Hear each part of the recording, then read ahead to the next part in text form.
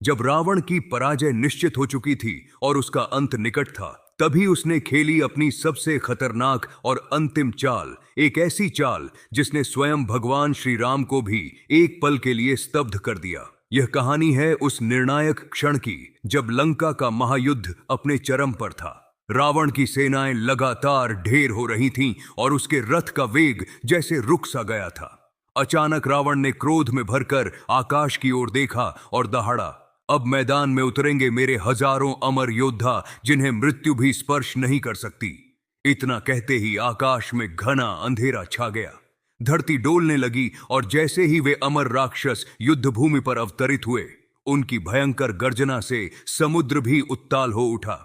यह खबर जब हनुमान जी के पास पहुंची तो उन्होंने प्रभु राम से विनम्रता से कहा, हे प्रभु, मुझे आज्ञा दें, मैं अकेले ही इन अमर राक्षसों का संहार कर दूंगा। श्री राम ने गंभीर भाव से उत्तर दिया, हनुमान, ये अमर हैं, इन्हें पराजित करना असंभव है। हनुमान जी मुस्कुराए और बोले, प्रभु, आपके आशीर्वाद से असंभव भी संभव हो जाता है। फिर वे आकाश को चीरती हुई गर्जना के साथ रण क्षेत्र में कूद पड़े। राक्षस ठहाका मारकर हंसने लगे, क्या यह एक अकेला वानर हमें हरा देगा?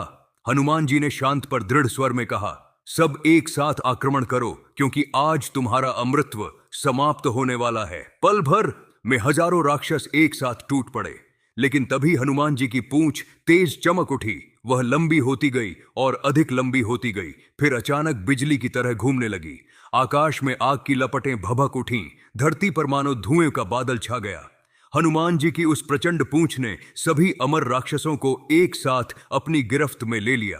फिर उन्होंने उन्हें इतनी ऊंचाई पर उछाल दिया कि वे कभी वापस न लौट सके। उस क्षण उनका अमृतत्व समाप्त हो गया, क्योंकि भगवान की इच्छा से बड़ा कोई वरदान नहीं होता। तब श्री राम ने कहा, हनुमान, तुम केवल मेरे भक्त नहीं, तुम मेरे सामर्थ्य के ही विस्तार हो। सोचिए, जो अमर थे वे भी हनुमान जी के सामने धूल में मिल गए। यदि आपको भी हनुमान जी की अपार शक्ति पर अभिमान है तो कमेंट में पूरे जोश से लिखिए, जय बजरंग बली।